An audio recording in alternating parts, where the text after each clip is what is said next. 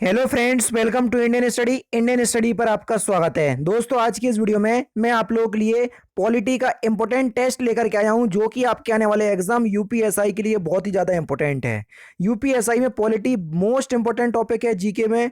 तो आप इस वीडियो को एंड तक जरूर देखिएगा, क्योंकि लास्ट में मैं आपसे क्वेश्चंस भी पूछूंगा और उसका आंसर आपको कमेंट बॉक्स में बताना होगा। साथ ही साथ इस वीडियो की पीडीएफ डिस्क्रिप्शन में टेलीग्राम चैनल का लिंक दिया हुआ है, वहां से आप प्राप्त कर सकते हैं। तो टाइम को ना वेस्ट करते हुए पहले क्वेश्चंस की तरफ बढ़ते हैं, लेकिन क्वेश्चंस स्टार्ट करने से पहले मैं आपको बता दूं, दोस्तों, मैं अनअकैडमी पर बिल्कुल free of cost special class ले रहा हूं, जो सुबह 11 बजे होती है। जब ये आप वीडियो देख रहे होंगे तो मेरी स्पेशल क्लास चल रही होगी। डिस्क्रिप्शन में लिंक प्रोवाइड करवा दूंगा, तो आप उस लिंक से उस स्पेशल क्लास में आ जाइएगा। अगर आपने अनअकैडमी का ऐप अभी तक डाउनलोड नहीं किया तो आपको क्लास अनलॉक करना पड़ेगी। अनलॉक कोड है आपका इंडियन स्टडी। ध्यान रखिएगा, क्लास जो है बिल्कुल फ्री ऑफ कॉस्ट है, कोई भी पैसा नहीं देना है। एक बार आइएगा, पहले क्लास को देखिएगा, अच्छी लगे तो डेली बेसिस पे सुबह 11 बजे हमारे साथ जुड़ जाइएगा। अब देख लेते हैं पहला क्वेश्चन की तरफ बढ़ते हैं। तो पहला क्वेश्चन कि संविधान के किस भाग में मूल अधिकारों का उल्लेख मिलता है, ये हमसे पूछा गया है। तो संविधान का कौन सा भाग है जिसमें मूल अधिकारों का उल्लेख हमको मिलता है? तो वह है आपका संविधान का कौन सा भाग? भाग 3।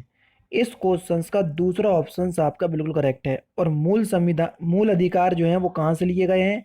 ये लिए गए हैं आपके अमेरिका के संविधान से। तो ये भी आपका इम्पोर्टेंट है, आपको पता होना चाहिए। नेक्स्ट क्वेश्चंस बच्चों आपके सामने, मूल संविधान में कितनी अनुसूचियां थीं, ये हमसे पूछा गया है। मूल संविधान में जब संविधान बना था तब अनुसूचियों की जो आपकी संख्या थी वो कितनी थी? तो मूल संविधान में अनुसूचियों की जो आपकी संख्या थी वो कितनी थी? 8। यानी कि इस क्वेश्चन का दूसरा ऑप्शन आपका बिल्कुल करेक्ट है, लेकिन प्रेजेंट टाइम में अनुसूची है आपकी 12। ठीक है, तो ये भी आपको पता होना चाहिए। नेक्स्ट क्वेश्चन जिसमें 9वीं 10वीं 11वीं 12वीं अनुसूची जोड़ी गई है। 9वीं अनुसूची में आपकी भूमि सुधार, 10वीं अनुसूची में आपका दल बदल, 11वीं अनुसूची में आपका 11वीं अनुसूची की बात करें, 11वीं अनुसूची में पंचायती राज और 12वीं अनुसूची में आपकी नगर पालिका शामिल है। तो ये पूरी आपकी अनुसूची है। ठीक है, संविधान की 6वीं अनुसूची निम्नलिखित में से किस राज्य में लागू नहीं होती है, ये हमसे पूछा गया है। संविधान की जो 6वीं अनुसूची है वो किस राज्य में लागू नहीं होती है? तो आपका जो सही आंसर हो जाएगा वह क्या हो जाएगा? मणिपुर। पहला ऑप्शन आपका बिल्कुल करेक्ट है। नेक्स्ट क्वेश्चन, सूचना का अधिकार किस राज्य में लागू नहीं होता है, ये हमसे पूछा गया है। सूचना का अधिकार किस राज्य में लागू नहीं होता है? तो आपका सही आंसर है जम्मू एंड कश्मीर। लेकिन दोस्तों, जम्मू और कश्मीर अब क्या है, एक केंद्र शासित प्रदेश है। तो जो रूल्स केंद्र शासित प्रदेश में फॉलो होते हैं वही रूल्स जम्मू कश्मीर में भी फॉलो होंगे।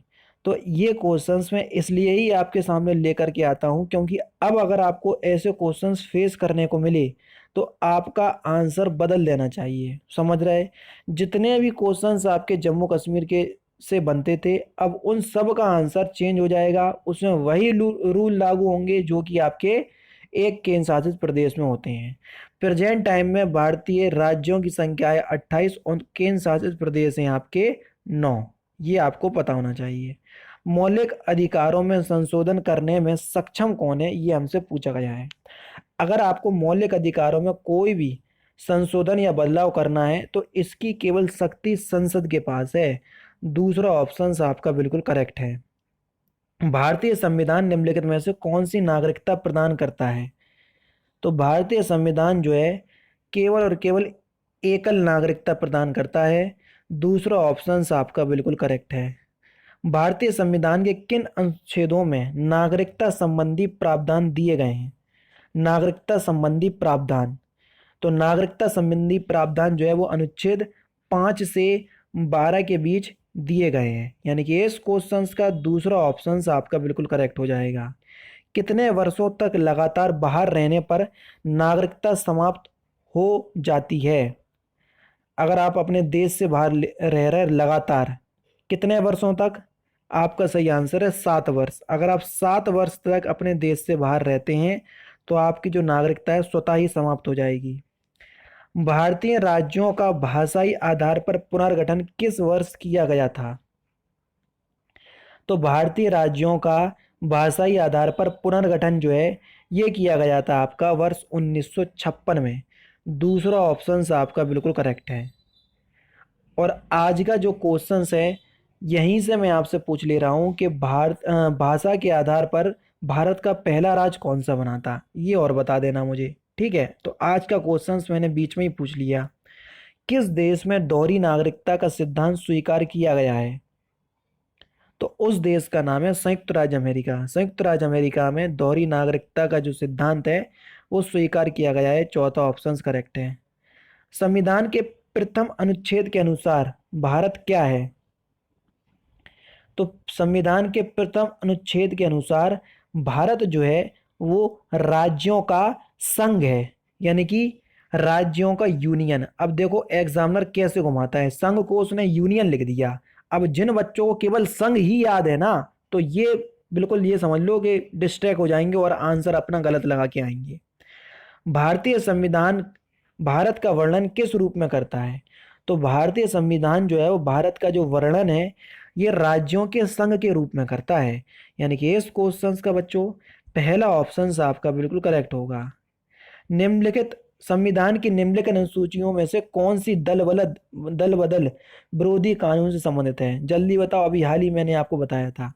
दल बदल से संबंधित कौन सी अनुसूची है आपकी? तो उस अनुसूची का नाम है आपका 10वीं अनुसूची। कौन सा? 10वीं अनुसूची।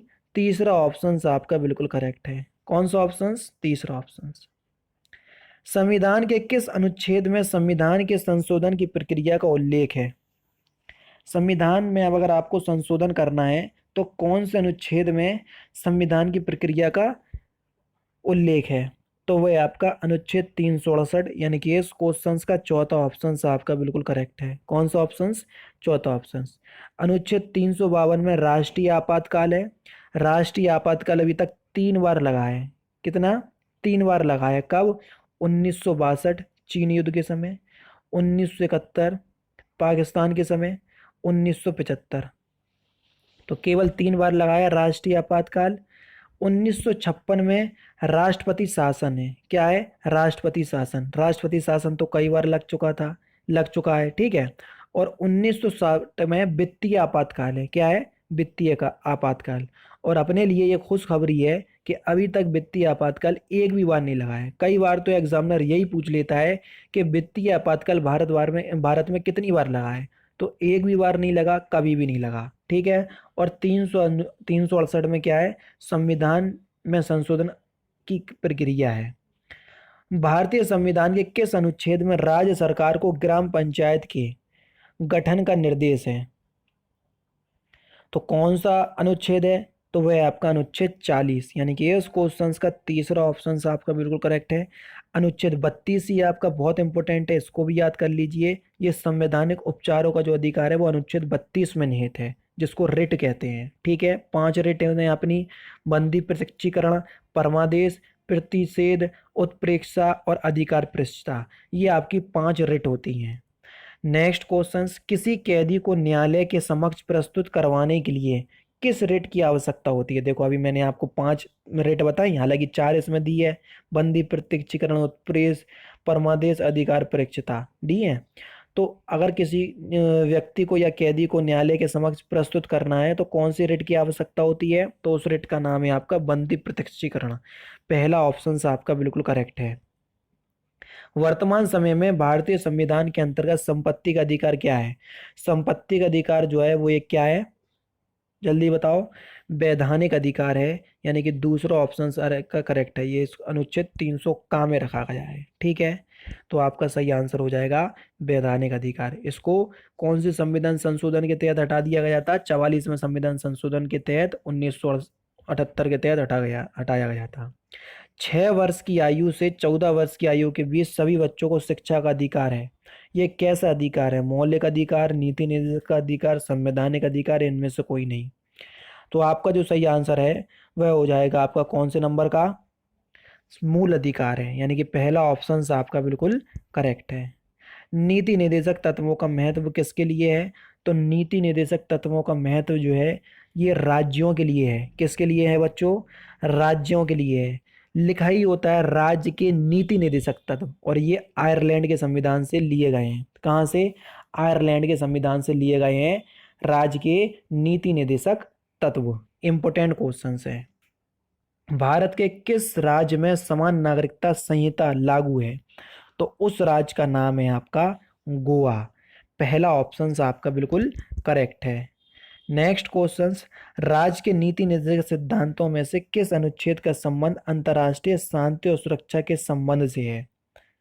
तो आपका जो सही आंसर हो जाएगा वह क्या हो जाएगा, जल्दी बताओ। अनुच्छेद 51, यानी कि इस क्वेश्चन का तीसरा ऑप्शन आपका बिल्कुल करेक्ट है।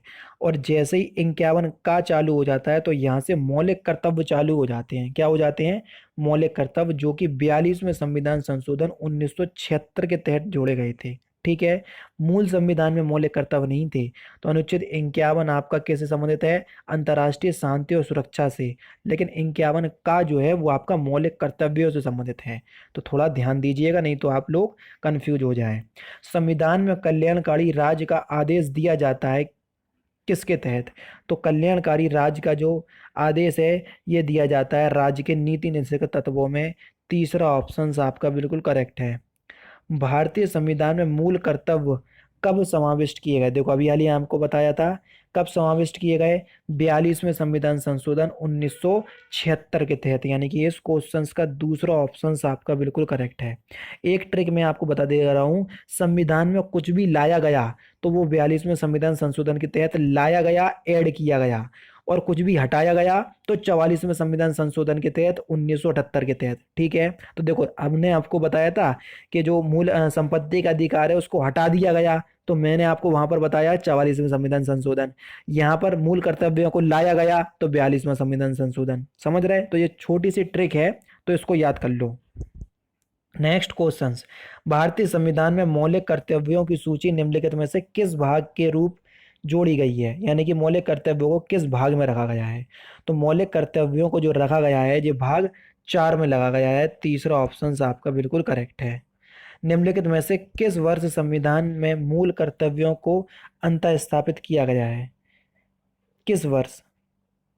तो मूल कर्तव्यों कब स्थापित किया गया था? 1976, 42वें संविधान संशोधन। रिपीट क्वेश्चन है लेकिन फिर भी कोई बात नहीं। अंतः स्थापित किया गया है वही क्वेश्चन है, कोई बात नहीं। 1976 रिपीट हो गए एक दो क्वेश्चन। संसद को भंग करने के लिए कौन सक्षम है? अगर आपको संसद को भंग करना है तो इसके लिए सक्षम कौन है? तो इसके लिए सक्षम है केवल और केवल प्रेसिडेंट ऑफ इंडिया, राष्ट्रपति। और राष्ट्रपति कौन से अनुच्छेद के तहत है? 52। 60 के तहत शपथ लेता है, 61 के तहत इसका महाभियोग है, 53 में कार और शक्ति है। ठीक है, तो इस तरीके से आपको राष्ट्रपति के कुछ अनुच्छेद हैं जो आपको याद होना चाहिए। ठीक है, टेंशन नहीं लो, एक बार पूरी वैकेंसी आ जान दो। हर टॉपिक को मैं इतने अच्छे से आपको क्लियर कर दूंगा कि आपको सारी चीजें उंगलियों में याद हो जाएंगी। नेक्स्ट क्वेश्चन, निम्नलिखित में से कौन संसद का अनन्य भाग नहीं है? संसद का तो देखो संसद का लोकसभा, राज्यसभा और राष्ट्रपति, उपराष्ट्रपति नहीं है, तो पहला ऑप्शन करेक्ट है। नेक्स्ट क्वेश्चन, संसद के दोनों सदनों का 17वें कौन करता है? तो देखो 17वें कौन करता है? तो वो करता है लोकसभा अध्यक्ष। लेकिन बुलाता कौन है? बुलाता है राष्ट्रपति। तो इस क्वेश्चन का फिलहाल आंसर 17वें का मतलब होता है बुलाना, तो ये राष्ट्रपति हो जाएगा। समझ रहे? तो संसद के दोनों सदनों का जो 17वें यानी कि कौन करता है, बुलाता कौन है? तो बुलाता है आपका राष्ट्रपति, लेकिन इसकी अध्यक्षता लोकसभा अध्यक्ष करता है। ठीक है, लास्ट क्वेश्चन, भारत की पार्लियामेंट का उद्घाटन कब हुआ? तो भारत की जो पार्लियामेंट है उसका उद्घाटन हुआ था 1927 में। चौथा ऑप्शन आपका बिल्कुल करेक्ट है। तो दोस्तों ये थे आपके 30 इंपॉर्टेंट क्वेश्चन संविधान से संबंधित, जो कि मैंने आज की इस वीडियो में आपको कवर करवा दिए। ठीक है, अब आपको ईमानदारी के साथ बताना है कि आपके इसमें कितने नंबर आ रहे हैं। दोस्तों ये आपके देखो पूरे आंसर दिए हैं 1 से 60 तक। इससे पहले वाला जो पार्ट था संविधान का और इस पार्ट की पीडीएफ आपको पूरी एक साथ मिल जाएगी टेलीग्राम चैनल पर। तो टेलीग्राम का लिंक डिस्क्रिप्शन में दिया है, तो आप सभी लोग ऐड हो जाइए वहाँ पर। मैं आपको सारी पीडीएफ बिल्कुल फ्री में प्रोवाइड करवाता रहता हूँ। तो चलिए दोस्तों, आज की वीडियो को हम यहीं पर समाप्त करते हैं, बाकी की देखेंगे शाम की एक वीडियो में यूपी जीके की प्रोवाइड करवाता हूं, तो उसको भी देख लीजिएगा। तो दोस्तों फिलहाल की वीडियो में सिर्फ इतना ही। अगर आपको वीडियो पसंद आए तो प्लीज़ दोस्तों वीडियो को लाइक कीजिए, शेयर कीजिए और साथ ही साथ मेरे चैनल को सब्सक्राइब करना ना भूलें, क्योंकि मैं रोजाना इसी तरह की वीडियोज़ आप लोगों के लिए लाता रहता हूँ। नमस्कार दोस्तों, जय हिंद, जय भारत।